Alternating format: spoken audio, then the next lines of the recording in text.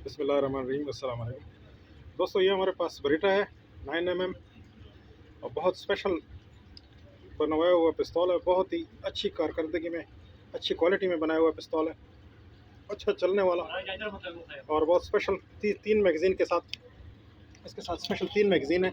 ये आप देख सकते हैं, ये मैगज़ीन 2 और एक तीसरी मैगज़ीन ये 9mm और ये इसकी कारतूस है।